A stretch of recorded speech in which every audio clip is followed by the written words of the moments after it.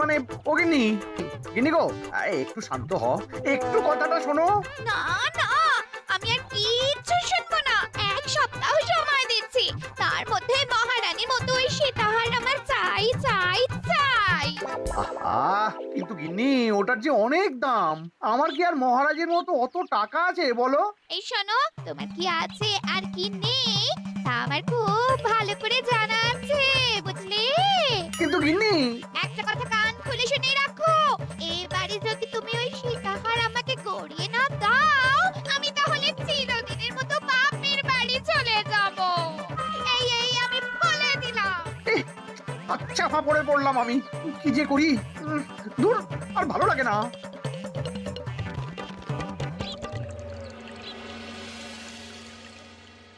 আজকে তোমাদের সকলের কাছে আমার একটা প্রশ্ন আছে। বলুন মহারাজ। আচ্ছা, ধরো তোমরা যদি এ রাজ্যের লোক না হতে, অন্য কোনো রাজ্যের হতে, তাহলে তোমাদের কাছে কৃষ্ণনগর কেমন মনে হতো? মহারাজ, এক কথায় বলতে গেলে সমৃদ্ধ শক্তিশালী রাজ্য। বেশ, তা হঠাৎ এমন প্রশ্ন মহারাজ? আসলে বেশ কিছুদিন ধরেই আমি একটা কথা ভাবছিলাম। ঈশ্বরের দয়ায় আমাদের সবই আছে, তবু রাজ্যকে আরো শক্তিশালী ও অন্যান্য রাজ্যের সাথে সুসম্পর্ক বজায় রাখা একটা রাজধর্মে পড়ে। ঠিক বলেছে। ঠিক বলেছেন। বলি, তুমি কি এসব কথা কখনো ভাবো মন্ত্রী? হ্যাঁ, মানে আগে রোজ না, কিন্তু কখনো সখনো বোধহয় ভেবেছিলাম। কবে শুনি? ওই তো কিছুদিন আগে, ওই সেদিন। এটা ঠিক কোন সেদিনের কথা বলছেন মন্ত্রী মশাই, যেদিন আকাশে ওই দুটো সূর্য উঠেছিল? তোমাকে সবকিছুতে ফোড়ন কাটতেই হবে না গোপাল, হ্যাঁ? কি আর করি বলুন, আপনার কষ্ট যে আর সহ্য হয় না। যাই হোক, মুদ্রা কথা হলো, এসব কথা মাথায় রেখে এখন আমাদের কিছু করা উচিত। কিন্তু কি করা উচিত সেটা আমি ঠিক বুঝতে পারছি না। এই একটা করে রসগোল্লা খাওয়ালে কেমন হয়? এই, তুমি থামবে? মহারাজ, আমার কাছে একটা উপায় আছে। 10 দিনের একটা মিলন মেলার আয়োজন করলে কেমন হয়? খুব বাজে হবে। একটা মেলা কত ঝামেলার কাজ সেটা বোঝো? একেই কত খরচ, তার উপর আবার অনেক লোক। মোটেই না, এটা তো দারুণ বুদ্ধি দিয়েছো গোপাল। এমন কিছুই তো চাইছিলাম। ধুর, আর সবকিছুই আমার বিপক্ষে মনে হয়। দিনটাই খারাপ, আমি বরং চুপই থাকি। তাহলে সবাই শোনো, এক সপ্তাহ পর কৃষ্ণনগর এক বিরাট বড় মিলন মেলার আয়োজন করছে, আর তার জন্য লোকজনকে নিমন্ত্রণ করার কাজ দেখবে গোপাল। যথা আজ্ঞা মহারাজ। আর মন্ত্রী, ভালো করে শুনে রাখো, মেলা প্রাঙ্গণ সাজানো, ঠিকঠাক নিরাপত্তা, এসব তোমার দায়িত্ব। আচ্ছা, কিন্তু বলছিলাম যে সবকিছু ভালো করে করতে গেলে খরচও তো। ওসব নিয়ে তোমাকে চিন্তা করতে হবে না। যত খরচই হোক আমাকে বলো, আমি দেব। আরে বাস, তো দারুণ ব্যাপার। এই ফাঁকে যদি কিছু আমারও লাভ হয়ে যায়, তাহলে গিন্নির গলার হারটার কিছু একটা করতে পারবো। বেশ, তাহলে প্রত্যেকে নিজেদের কাজ শুরু করে দাও।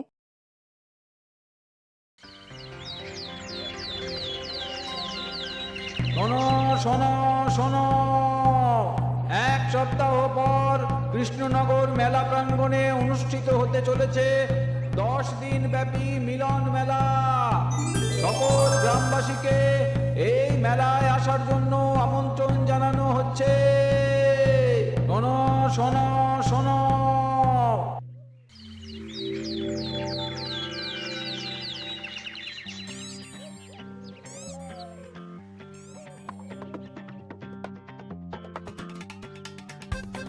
বাহ বাহ বাহ, ঠিক যেমনটা চেয়েছিলাম তেমনটাই হয়েছে। আর এসব কিছুর জন্য আমি গোপালকে ধন্যবাদ জানাতে চাই। কি যে বলেন মহারাজ, এই কৃষ্ণনগর তো আমার নিজেরই পরিবার। সেসব আমরা খুব ভালো করেই জানি গোপাল। আদিক্ষেতা একেবারে উতলে পড়ছে, এসব দেখে গা জ্বলে যায়। তোমার এই এত ভালো বুদ্ধি দেওয়ার জন্য আমি তোমাকে 50টি স্বর্ণমোহর উপহার দিতে চাই। এটা কি হলো? এরকম হলে কিন্তু আমি খেলবো না। কেন মন্ত্রী, তোমার আবার কি হলো? আমিও তো মেলার আয়োজন করেছি, তাহলে গোপাল একা কেন উপহার পাবে? সে তো মেলার জন্য অনেকেই কাজ করেছে, কিন্তু আসল বুদ্ধিটা তো দিয়েছে গোপালই। মন্ত্রী মশাইয়ের বোধহয় খুব হিংসা হচ্ছে। ঠিক আছে মহারাজ, আপনি বরং এই উপহার সকলের সাথে ভাগ করে দিন। না গো, কোনো ভাগ চাই না, তোমার উপহার তুমিই রাখো। যত সব।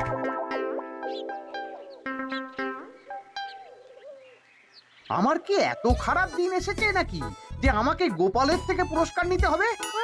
অনেক হয়েছে। না না না, এবার আমাকেই কিছু ভাবতে হবে মনে হচ্ছে।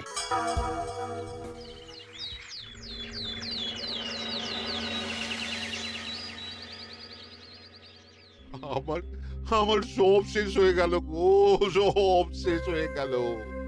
এবার এবার আমার কি হবে? মহারাজ, মহারাজ কিছু একটা করুন, মহারাজ কিছু একটা করুন। চিন্তা করো না, আমি দেখছি। যারা দোষী তারা শাস্তি পাবেই।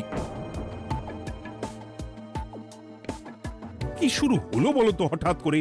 এত বড় বড় চুরি ডাকাতি হয়ে গেল, অথচ কেউ কোনো টেরই পেল না। হ্যাঁ মহারাজ, আসলে রাতের বেলা যখন সবাই ঘুমিয়ে থাকে তখন এই চুরি ডাকাতিগুলো হয়, তাই কেউ কোনো শব্দ পায় না। ভালো করে অনুসন্ধান করো, যে বা যারা এই কাজ করছে তাদের যত তাড়াতাড়ি সম্ভব ধরে ফেলতে হবে, নইলে তো আমাদের প্রজাদের অনেক ক্ষতি হয়ে যাচ্ছে। হ্যাঁ মহারাজ, আপনি কোনো চিন্তা করবেন না। কোথায় আনন্দ করে সব প্রজারা মেলা ঘুরবে তা নয়, আবার এই উটকো ঝামেলা। একটা কথা বলছি, কিছু মনে করবেন না। আসলে এই ঝামেলার কারণ হলো গোপাল। আমি ঠিক জানতাম কোনো না কোনো ভাবে আপনি আমাকে দোষ দেবেন। সত্যি তো, এসবের সাথে গোপালের কি সম্পর্ক? ওরই তো সম্পর্ক আছে মহারাজ। মেলা শুরু হলো আর তার সাথে চুরি ডাকাতিও। আর যদি গোপাল মেলার বুদ্ধিটা না দিত তাহলে রাজ্যে এত চুরি ডাকাতিও বাড়তো না। মানছি মন্ত্রী মশাই, মেলার বুদ্ধিটা আমার, কিন্তু মেলার নিরাপত্তা রক্ষা তো আপনার দায়িত্ব ছিল। যদি মেলা থেকেই এই ঝামেলা শুরু হয় তাহলে তো আপনার কাজেও ফাঁক আছে। মুখ সামলে কথা বলো গোপাল। আহ, তোমরা একটু থামবে? এখন নিজেদের মধ্যে ঝামেলা করার সময় নয়। সবাইকে একসাথে কাজ করে আসল চোর ডাকাতদের ধরতে হবে, তারপর বোঝা যাবে কার দোষ ছিল আর কার নয়। আগে মহারাজ।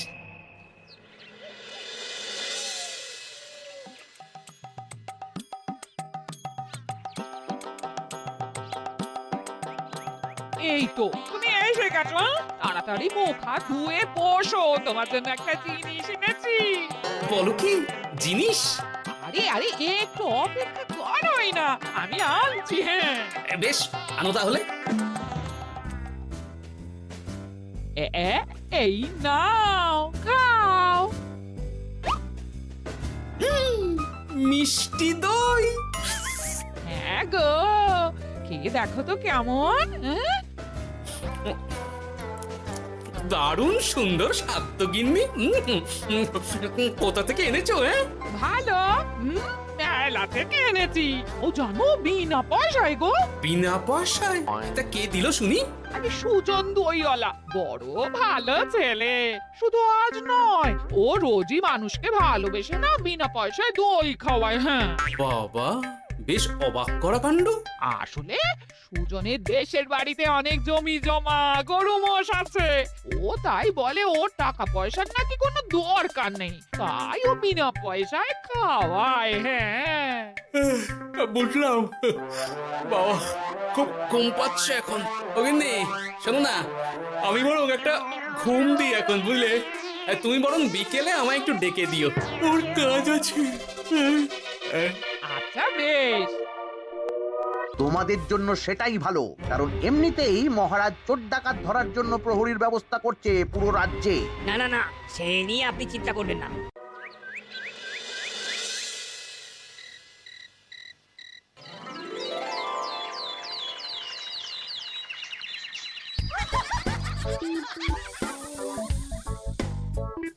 কই গো, ওরে আর কতক্ষণ ঘুম হবে?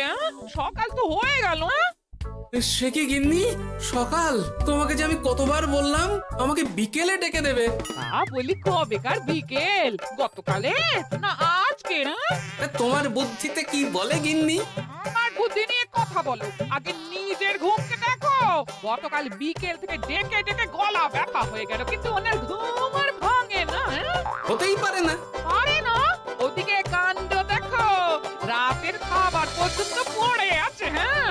আজব কাণ্ড।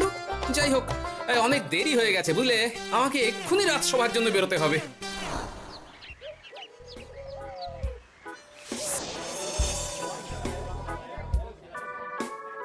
বাবা, এত ভিড় কি আছে এখানে? একটু কাছে গিয়ে দেখি তো। সত্যি সত্যি ভাই সুজন, তোমার হাতে জাদু আছে। এত সুন্দর মিষ্টি দই, এ স্বাদ ভোলার নয় ভাই। আচ্ছা, তাহলে এই হলো সুজন দইওয়ালা। ভালো মিষ্টি দই আছে, নেবে নাকি গো? পয়সা লাগবে না। জানি তো, সত্যি দারুণ স্বাদ এই দইয়ের, আমি খেয়েছি তো। তবে আজ নেব না গো, কাল এসে নিয়ে যাবো। আচ্ছা আচ্ছা আচ্ছা।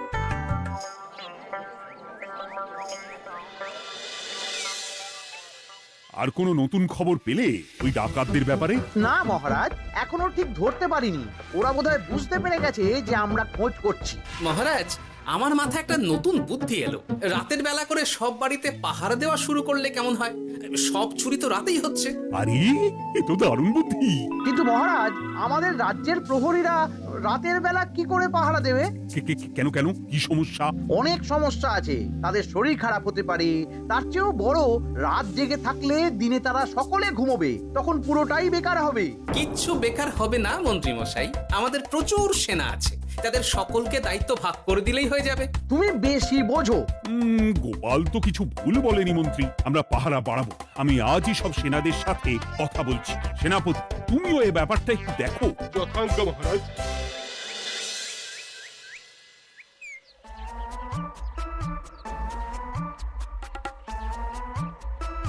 চোর ডাকাতদের ধরার জন্য যদি একটা সূত্রের হদিশ পাওয়া যায় তাহলেই কেল্লা ফতে, কিন্তু সেটাই পাওয়া যাচ্ছে না বলেই এত সময় লাগছে। আরে, ওটা মন্ত্রী মশাই মনে হচ্ছে না? আড়ালে দাঁড়িয়ে এরকম কার সাথে কথা বলছে? এবার আমি যা বলছি ভালো করে শোনো। আজ রাতে মেলার পিছনের দিকে যে মাঠটা আছে সেখানে চলে এসো, বাকি কথা ওখানেই হবে। এই জায়গা নিরাপদ নয়। বেশ রহস্যজনক ব্যাপার। মেলার পিছনের মাঠ বললো না? রাতে আমাকেও দেখতে হবে কি হয় সেখানে।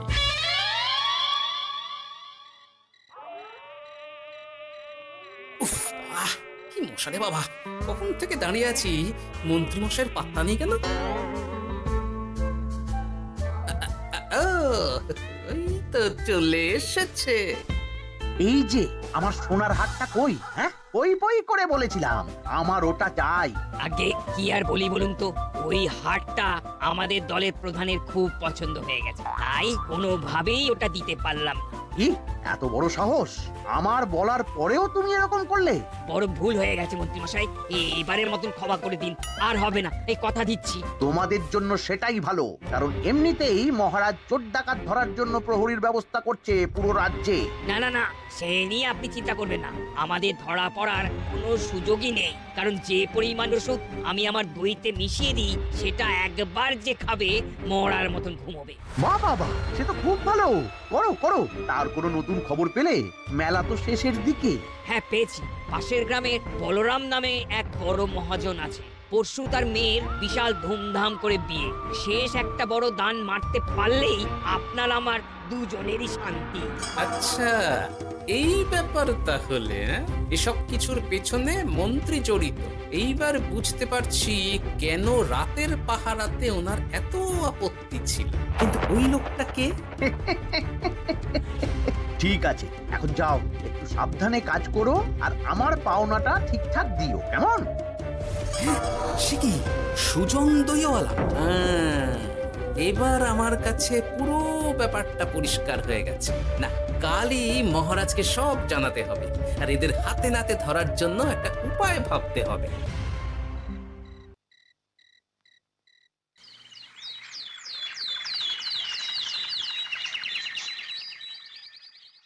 আরে এসো এসো, তোমার জন্যই তো অপেক্ষা করছিলাম। কি এমন জরুরি কথা আছে যে একান্তে দেখা করতে চাইলে? কোন মুখে বলি মহারাজ, সর্ষের মধ্যেই যখন ভূত তখন আর কি। মানে একটু খুলে বলো তো কি হয়েছে? আমাদের রাজ্যের এই এত বড় বড় চুরি ডাকাতির পিছনে কারা আছে সেটা আমি জানতে পেরে গেছি মহারাজ। হ্যাঁ, এ তো দারুণ খবর। তাহলে আমরা এখানে কি করছি? এখনই তাদেরকে গিয়ে বন্দি করি? না মহারাজ, আমাদের হাতে কোনো প্রমাণ নেই, তাই ওইভাবে বন্দি করতে পারবেন না। কেন বলো তো, কারা আছে পেছনে?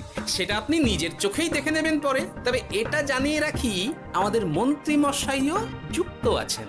কি? আমাদের মন্ত্রী? এত বড় বিশ্বাসঘাতকতা! আমি এখনই নিজের হাতে ওকে বন্দি করতে চাই। না না না না মহারাজ, সেটা করলে বাকি ডাকাতদের ধরতেই পারবেন না। তাহলে উপায়? আমি জানতে পেরেছি এই ডাকাতদের পরের নিশানা হলো পাশের গ্রামের বলরাম মহাজনের বাড়ি। বলরাম মহাজন? কাল তোর মেয়ের বিয়ে, আমাদেরও তো নিমন্ত্রণ আছে সেখানে। তাহলে তো আরোই সোনায় সোহাগা। শুনুন মহারাজ, আমার মাথায় দারুণ এক বুদ্ধি এসেছে। সে কি?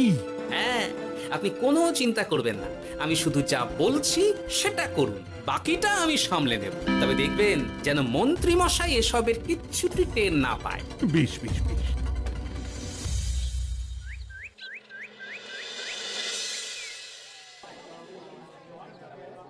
আর তো কিছুক্ষণ, এরপরেই তো সন্ধে নামবে। তোমার সবকিছু তৈরি তো? হ্যাঁ মহারাজ। আরে মহারাজ আর গোপাল কানে কানে এত কি কথা বলছে, আমাকেও জানতে হবে সেটা। ওই যে আসছে মরকটটা, আমার আর ওকে এক মুহূর্ত সহ্য হচ্ছে না। মনে হচ্ছে গুদুম গুদুম করে ওর মাথায় কাঁটটা মারি।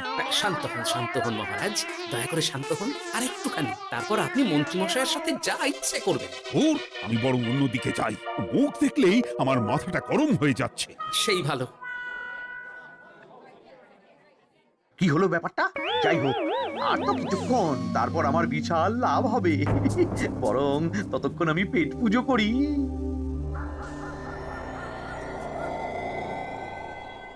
এই, যা যা দামি জিনিস আছে সব দিয়ে দে। এই তো খেলা শুরু। এবার আর আমায় পায় কে? ও বাবা, এরা আবার কারা? সত্যি গোপাল দারুণ চাল চেলেছে। এই তোমরা এখানে কি করতে এসেছো? কেন, তোমরা যা করতে এসেছো? ডাকাতি? এমন তো কোনো কথা ছিল না। কার দলের লোক তোমরা? মন্ত্রী মশাইয়ের দলের লোক। এই রে, কি বলছে সব? কোথায় কোথায়? এই এই মন্ত্রী মশাই, এই কি বলছে এরা? আপনি দু নৌকোয় পা দিয়ে চলছে, আমরা থাকতে আপনি আরো এক ডাকাতের দলের লোককে ডেকেছেন। কি মন্ত্রী? শেষে কিনা তুমি? কি খেয়েছে রে, আর বোধহয় বাঁচতে পারবো না। কই, চুপ কেন? বলুন, মন্ত্রী মশাই সোনার হার ডাকাতি করে আপনাকে দেওয়ার জন্য এখানে ডেকেছেন। কি সোনার হার? আমাকেও তো একই কথা বলেছে। আপনি আমাদের থেকে খবর নিয়ে অন্য দলকে কাজ দিয়েছেন। এই না না, মিথ্যে কথা। কিসের মিথ্যে? আপনি ছাড়া তো আর কেউ জানতো না এখানের কথা। না গো, আমি শুধু তোমাদেরকেই কাজ দিয়েছি একদম শুরু থেকে। আর কোনো ডাকাতের দলকে আমি চিনি না, আমি তো নিজেই প্রথম শুনছি। মন্ত্রী, লজ্জা করে না তোমার? তুমি আমার প্রজাদের এইভাবে ঠকাচ্ছিলে। ইয়ে মানে মহারাজ, আমি আসলে।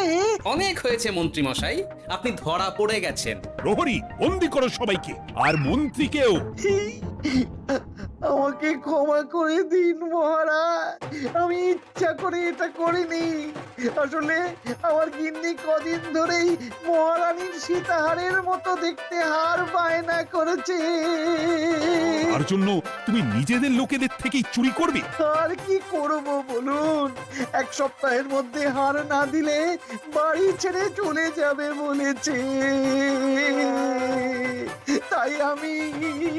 এখন আপনি যেটা করেছেন সেটা যদি আপনার গিন্নি জানতে পারে, তাহলেও বাড়ি ছেড়ে চলে যাবে। শাস্তি তো তোমাকে পেতেই হবে মন্ত্রী। আয়, কে আছো? শোনো, মন্ত্রীকে মুখে কালি মাখিয়ে গাধার পিঠে বসিয়ে সারা রাজ্য ঘোরাও, এটাই ওর যোগ্য শাস্তি। আর গোপাল, তোমার বুদ্ধির প্রশংসা করতেই হয়। তোমার পুরস্কার আমি কাল রাজসভায় দেব। দূর দূর, জীবনে বিয়ে করাই ভুল হয়েছে আমার।